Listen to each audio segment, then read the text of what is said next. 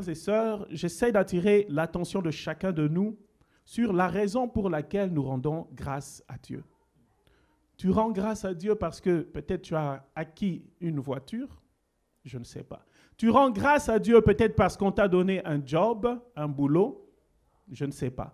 Tu rends grâce à Dieu parce que, je ne sais pas, quelque chose d'heureux. Tu as eu un enfant, ta femme vient de mettre au monde un enfant. Voilà une raison de rendre grâce à Dieu. Alléluia. Ça, c'est une raison de rendre grâce à Dieu. Mais, est-ce que tu rends grâce à Dieu, mon frère, lorsque tu vois les œuvres de Dieu? Voilà la question. Voici où j'aimerais accentuer, où j'aimerais mettre un peu un accent.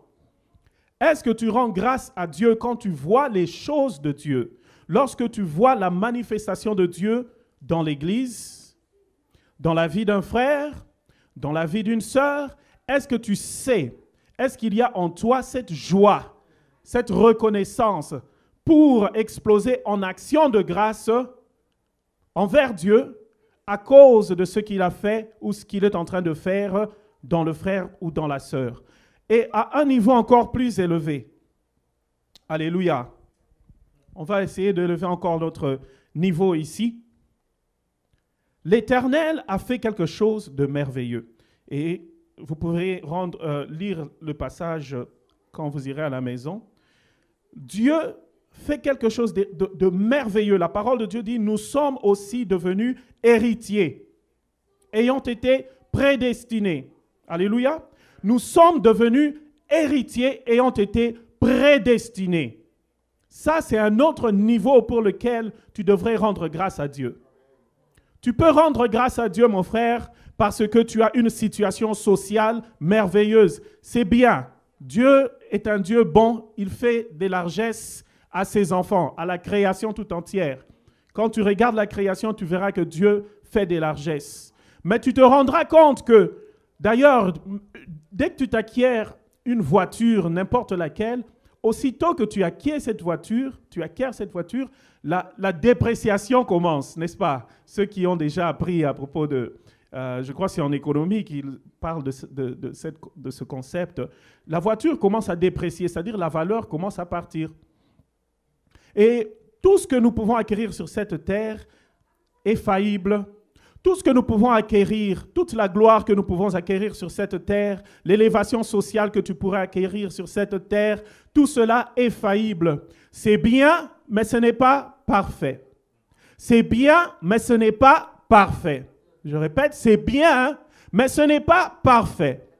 Mais le Seigneur dit, soyez parfaits comme votre Père céleste est parfait. C'est-à-dire que nous ne devons pas nous contenter de ce niveau. On va appeler cela le niveau primaire, le niveau de l'acquisition des biens, le niveau de l'ascendance au niveau social. C'est le niveau primaire. C'est-à-dire c'est un niveau qui va s'arrêter le jour où Dieu va te rappeler, le jour où tu vas expirer, le jour où tu ne seras plus de ce monde, où Dieu te rappellera dans un autre monde, tout ce sur lequel tu te posais, tout ce qui constituait ta fierté, tout ce sur lequel tu t'appuyais, qui te donnait une certaine valeur devant les hommes, devant les amis, devant la famille, toutes ces choses matérielles et même la santé, tout cela, ce jour où Dieu va dire, voici mon frère, mon enfant, c'est le moment, eh bien toutes ces choses ne pourront pas t'accompagner là où tu vas aller.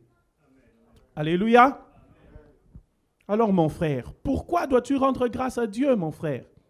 Vraiment, ce passage est exceptionnel. Je me suis arrêté là pour insister sur le niveau de rendre de l'action de grâce. Mais quand vous lisez la suite, c'est exceptionnel. Parce que la parole de Dieu dit encore, je crois que ça c'est dans le 2e chapitre, on dit que vous étiez autrefois parmi les rebelles. Et on décrit les rebelles comme étant ceux en qui l'esprit d'iniquité agit. Et on dit, vous étiez de leur nombre aussi, jadis. Et ce passage s'adresse à ceux qui ont cru en Jésus-Christ. Alléluia. Vous étiez de ceux en qui l'esprit de la rébellion agissait. Et ce passage est en train de nous dire quelque chose de très important. Il y a un esprit qui est en train d'agir dans les fils de la rébellion. C'est comme ça que la parole de Dieu les décrit, les appelle fils de la rébellion.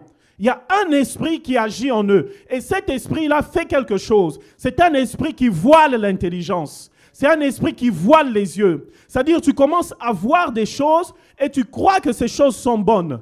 Tu commences à apprécier des choses et tu es convaincu que ces choses-là sont bonnes. Mais la parole de Dieu dit que c'est mauvais. Tu es en train d'emprunter un chemin qui va te détruire et te détruire pour l'éternité. Un chemin qui va te mener en enfer. Mais l'esprit qui agit dans les fils de la rébellion leur fait croire qu'ils sont dans le bon. Et ils peuvent se tenir devant vous, vous démontrer par A plus B égale C pour vous rassurer, pour vous démontrer qu'ils sont dans le bon. Mais la parole de Dieu dit que l'homme insensé est sage à ses propres yeux.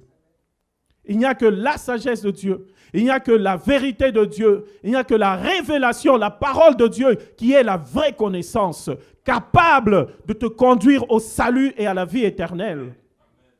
Mais la parole de Dieu dit une chose importante, vous étiez de leur nombre. Mon frère, pourquoi est-ce que tu rends grâce à Dieu? Et c'est quand même étrange, hein? Regarde un peu, la parole dit aussi, quand ils vous regardent, vous les chrétiens, ils sont étonnés de voir que vous ne courez pas après les choses derrière lesquelles ils courent. Ils sont étonnés. Mais comment vous êtes en train de perdre votre temps, ils vous disent. Vous êtes en train de perdre votre temps. Vous ne profitez pas de la vie. Et ils sont étonnés, ils vous trouvent bêtes. Amen. La parole de Dieu dit que la croix est une folie pour les Grecs, c'est-à-dire pour les gens qui réfléchissent, qui aiment réfléchir, les intelligents, les ingénieurs, les docteurs. La foi, c'est une bêtise, c'est une folie. Et pour les Juifs, c'est une offense, c'est un scandale. Alléluia, la croix. C'est-à-dire que maintenant, ils sont étonnés parce qu'il y a un esprit qui mobilise, il y a un esprit qui agit à l'intérieur des enfants de Dieu et qui fait qu'ils se comportent d'une manière contraire à l'esprit qui est en train d'agir dans les fils de la rébellion. Et grâce à cela, nous chrétiens, nous qui nous accrochons à la parole de Dieu, nous ne courons pas à notre perte. Comme un train, comme un TGV qui file comme ça sur sa destination et puis qui finit par se faire un crash dont tu ne reviens plus. Mais l'Esprit de Dieu, l'Esprit de la sainteté, l'Esprit, la parole de Dieu dit, le Saint-Esprit, le gage de notre héritage pour la rédemption de ceux que Dieu s'est acquis. Dieu s'est acquis ces gens-là. Il a acquis leur esprit. Il a acquis leur cœur. C'est l'Esprit de Dieu qui fait ça, à la louange de sa gloire. Donc tout ce que nous faisons, c'est pour la gloire de Dieu. Tu as été créé pour la gloire de Dieu. Tu n'as pas été créé pour ta propre gloire. Tu n'as pas été créé pour ta propre gloire. De toutes les façons, la Bible dit que nous sommes comme une fleur qui apparaît et puis qui va disparaître le lendemain. Une gloire éphémère. Alors pourquoi nous vanter? Pourquoi nous fonder notre espoir sur des possessions matérielles qui disparaissent? Amen. Pourquoi, mon frère, ma soeur, rends-tu gloire et grâce à Dieu? Qu'est-ce qui provoque la joie en toi, mon frère? Regarde, il y a des gens qui vivent dans les villages. Ils n'ont pas accès à la technologie à laquelle toi tu as accès, mais ils ont entendu et reçu la parole de Dieu. Alors, n'ont-ils pas aussi des raisons de rendre gloire à Dieu ou grâce à Dieu? Vont-ils rendre grâce à Dieu parce que maintenant, ils ont, au lieu d'une case, maintenant, pardonnez-moi, ils vivent dans une villa? Est-ce cela la véritable raison pour laquelle ils doivent rendre gloire à Dieu? Ou doivent-ils rendre gloire à Dieu du fait que la parole de Dieu a traversé les kilomètres, les distances, est venue jusque dans les profondeurs du village et les a atteints? Grâce à cela, leurs yeux se sont ouverts. Ils ont entendu parler de Jésus-Christ. Ils ont accepté Christ dans leur cœur. Et parce qu'ils ont accueilli Jésus, ils sont sauvés.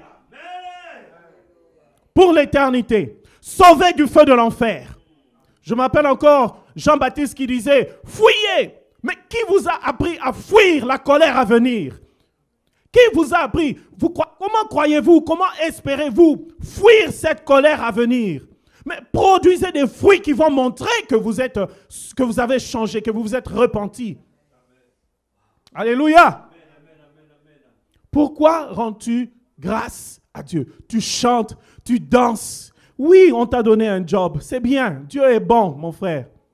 Oui, tu as eu un nouveau-né dans la famille, c'est bien. Dieu est bon, mon frère. Et même d'ailleurs, le méchant aussi a des enfants. Le méchant aussi a des promotions au travail. Et d'ailleurs, ils sont nombreux à s'asseoir dans les cimes, hein, les hautes positions de la sphère sociale. Alléluia. Pourquoi toi, chrétien? Pourquoi? Beaucoup de chrétiens ont la face minée. Beaucoup de chrétiens sont abattus. Beaucoup de chrétiens vivent la tête basse comme ça. Et ils marchent croupissants devant les enfants de ce monde parce qu'ils n'ont pas eu la promotion, parce que l'enfant tarde à venir, parce qu'il y a telle et telle autre tribulation ou faiblesse. Pourtant, Jésus a dit, il y aura des tribulations. Jésus a dit, vous ferez face à des situations difficiles. Mais moi, j'ai vaincu. J'ai vaincu le monde. Ne croupissez pas. Moi, j'ai vaincu. Alors nous, chrétiens, nous ne devons pas marcher la tête penchée vers le bas, comme si nous étions fils d'un faible Dieu, comme si nous étions fils d'un perdant. Pourtant, nous chantons dans nos chansons que nous avons un Dieu vainqueur. Alléluia. Nous avons un Dieu vainqueur. Donc, je te pose encore une question, mon frère. Pourquoi rends-tu grâce à Dieu? Qu'est-ce qui fait vraiment ta joie, mon frère? Et je veux te dire, comme Paul l'a dit ici, c'est pourquoi moi aussi, ayant entendu parler de votre foi en Jésus-Christ et de votre charité, je ne cesse de rendre grâce à Dieu pour vous, faisant mention de vous dans mes prières. Quand j'ai appris que vous avez reçu Jésus, quand j'ai appris que vous avez la foi en Jésus-Christ, quand j'ai appris que votre joie, c'est en Jésus-Christ de Nazareth, je rends grâce à Dieu. Je danse, je sonne des trompettes parce que je sais que votre âme est sauvée. Amen. Le bon, l'agréable et le parfait.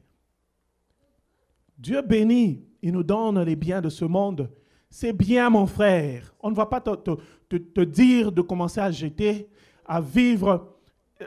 L'apôtre Paul, il dit, comment il dit? Circonspection. Marcher avec circonspection, mais pas comme, pas une circonspection exagérée.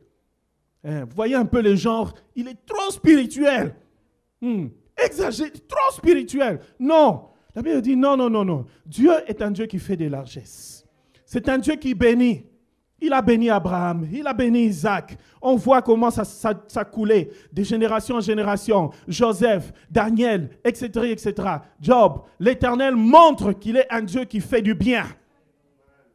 Et plus loin encore, parce que beaucoup tendent à fermer les yeux, à croire que Dieu ne fait que de largesse au bon. Mais Dieu fait, Jésus dit à Ponce Pilate, il dit, tu n'aurais pas eu ce pouvoir sur moi si cela ne t'avait été donné d'en haut. Un païen. Amen, hein? Un païen. C'est qui? Jésus dit, si cela ne t'avait pas été donné d'en haut, tu n'aurais pas eu de pouvoir sur moi. Dieu fait des largesses, mon frère, et aux bons et aux méchants.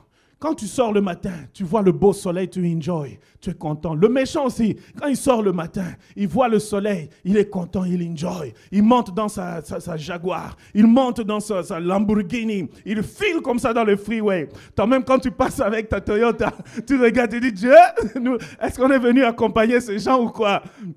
Tu dis, wow, regardez-le là. Il passe comme ça, wow. Tu dis, attends, je vais enlever ma Toyota, là, tu vas passer. Et il passe, ouais. Il t'éclabousse au passage. Il t'éclabousse au passage. Mais la parole de Dieu, David dit, il regarde Il regarde les méchants, il les envie presque. Il dit que, ah Seigneur,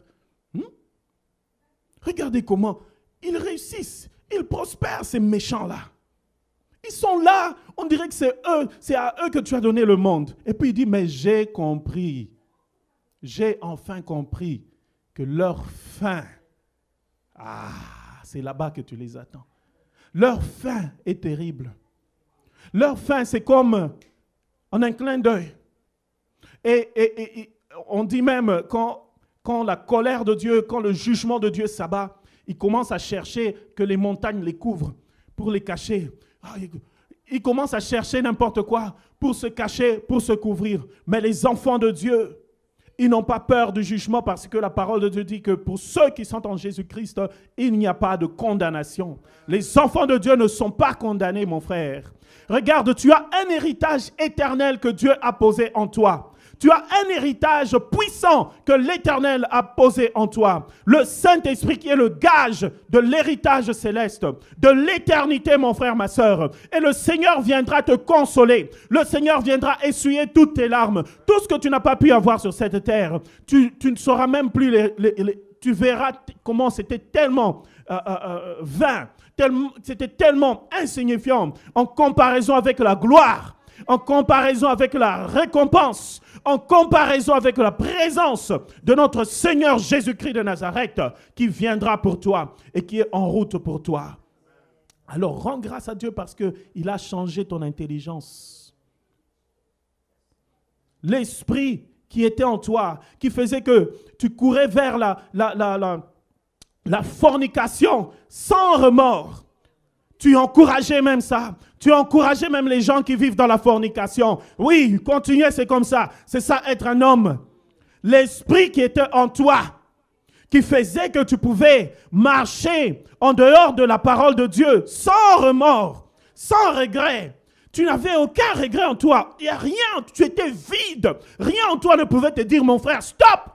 Tu es en train de mourir, tu es en train d'aller dans un mauvais chemin. Tu étais couvert d'un esprit, on appelle ça l'esprit qui agit dans les enfants de la rébellion. Mais gloire soit rendue à Dieu parce que maintenant c'est un autre esprit qui est en toi, qui est en train de te donner une nouvelle mentalité. Il renouvelle ton intelligence. Soyez renouvelés dans votre intelligence. Ne vous conformez pas au siècle présent, mais soyez renouvelés par la parole de l'Éternel, l'esprit de l'intelligence qui vous donne la vraie connaissance. Qui vous donne la vraie connaissance, la véritable sagesse, qui n'est pas de ce monde, qui ne peut pas se comparer à ce monde. C'est pourquoi il vous calomnie. C'est pourquoi il trouve que vous êtes fous. Parce que vous ne courez pas après le péché. Vous ne courez plus après le péché. Ils disent, ah mais lui là, il est devenu bizarre. Mais non mon frère, tu n'es pas devenu bizarre. Tu es devenu fils de Dieu. Tu es devenu libre. C'est l'Esprit de Dieu qui agit en toi. Et tu es libre maintenant, non pas de la liberté de ce monde, mais la liberté des fils de Dieu. Les fils de Dieu qui sont libres par rapport au péché. Est-ce que j'ai consommé les 30 minutes? Libre par rapport au péché. Mon frère, c'est de ça qu'on parle ici. Rends grâce à Dieu parce que tu n'es plus un animal. L'homme animal ne comprend pas les choses de Dieu. Il est comme un animal. Quand vous lui parlez des choses de Dieu, il ne comprend pas. Il vous insulte. Il se moque même de vous, mon frère.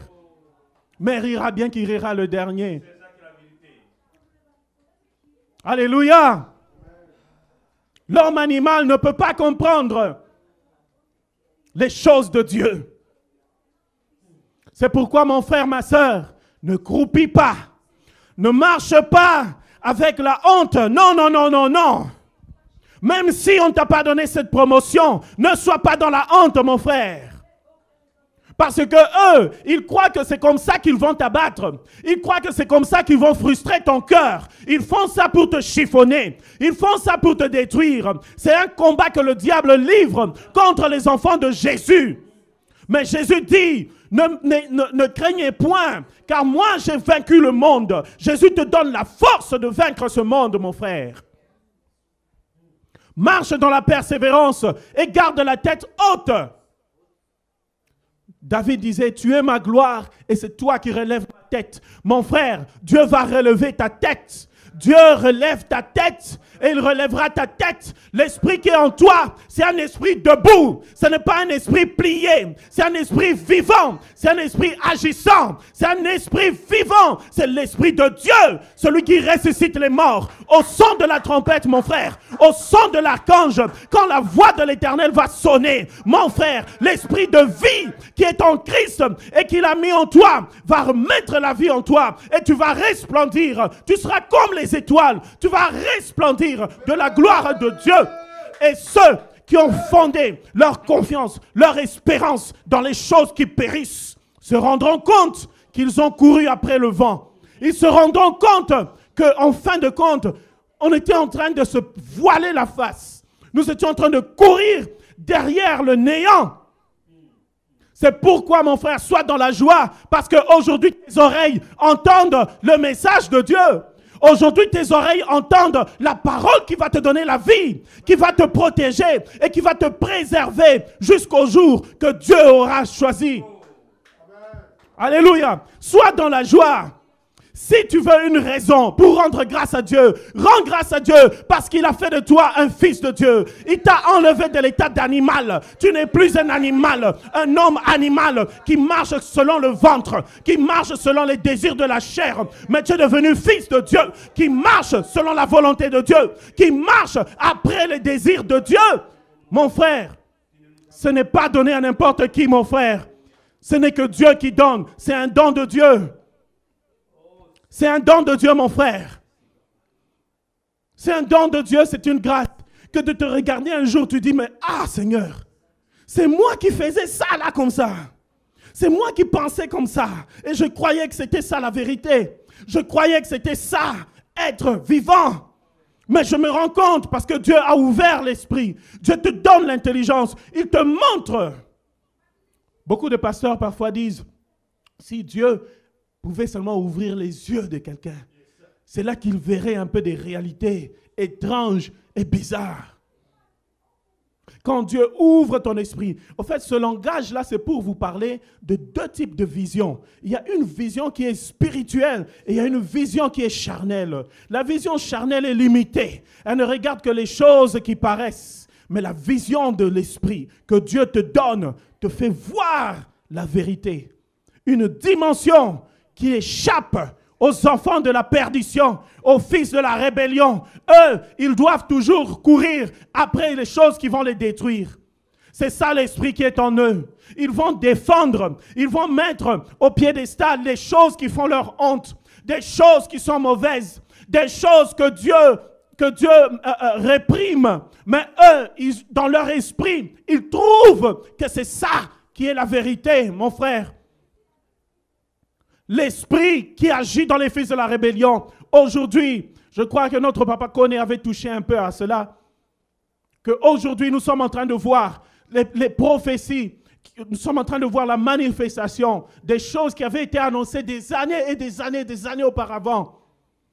Nos yeux aujourd'hui, nous sommes la génération qui voit ces choses-là.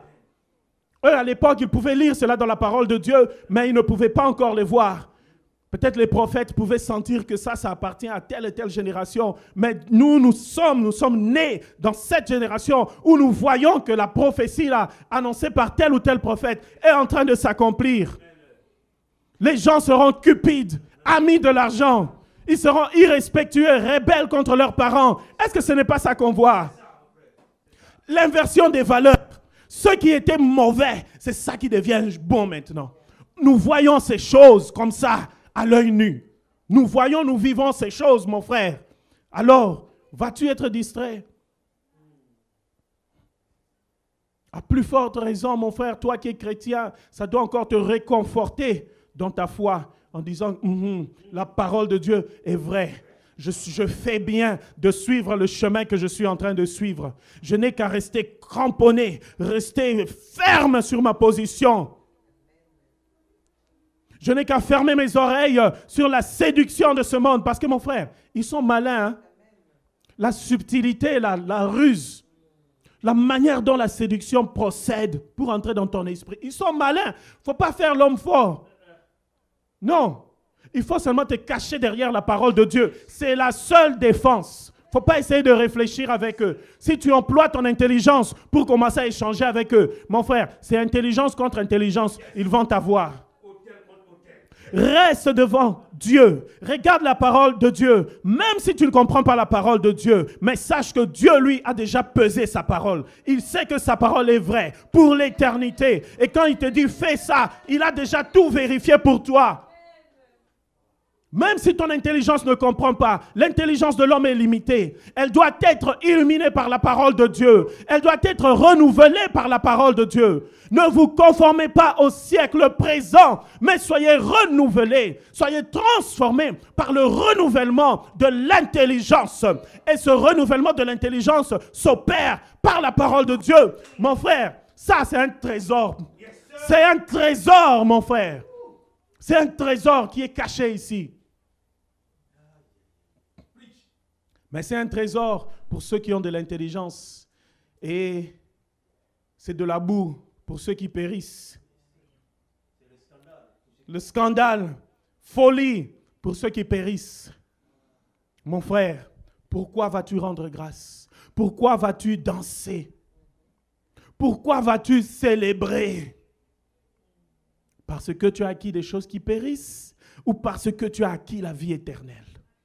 Parce que tu as acquis une certaine notoriété sociale ou alors parce que tu as acquis la notoriété des fils de Dieu.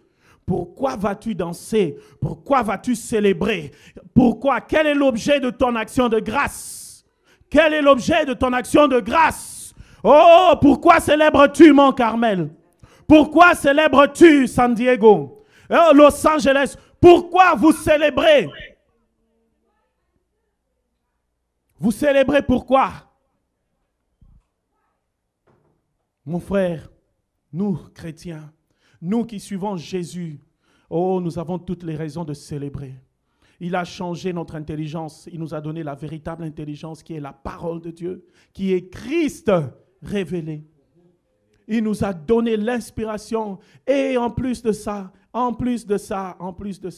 il prend soin de l'Église. La parole de Dieu dit qu'il a donné à l'Église des apôtres, il a donné des prophètes, il a donné des enseignants, il a donné tel don, des évangélistes, des docteurs, tout ça. Et la parole de Dieu dit c'est pour cadrer l'Église jusqu'à ce que l'Église atteigne la maturité, la stature de Jésus-Christ.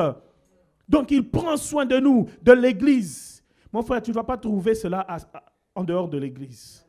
Qu'on ne te trompe pas. Tu ne vas pas trouver ça en dehors de l'Église. C'est là dans l'Église. Il a mis tout ce qui convient, tous les atouts pour ta réussite, pour que tu parviennes jusqu'au bout. Donc, cramponne-toi. Reste bien debout dans ta position avec Christ. Que personne ne vienne te mentir.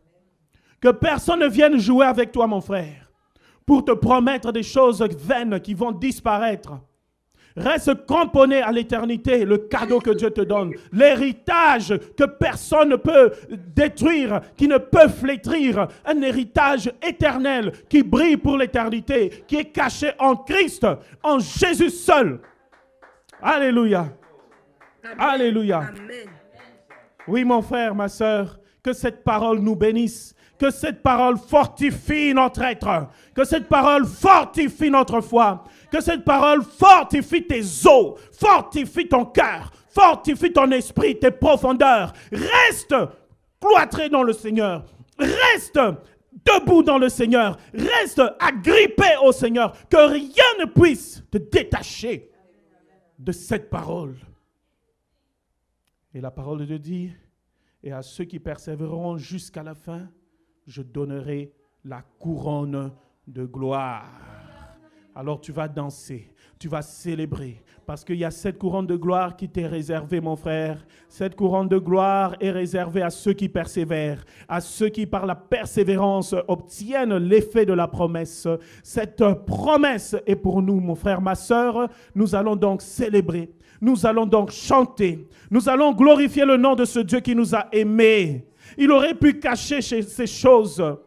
Mais il les a révélés, mon frère, pour que tu sois sauvé, pour que tu sois béni, pour que tu sois son fils. Alléluia. Nous allons chanter le nom de notre papa. Nous allons célébrer ce Dieu merveilleux. Nous allons lui demander de nous garder, de nous préserver, de nous garder en lui jusqu'à la fin. Au nom puissant du Seigneur Jésus-Christ de Nazareth, nous prions et nous disons Amen, Amen, Amen, Amen. Alléluia.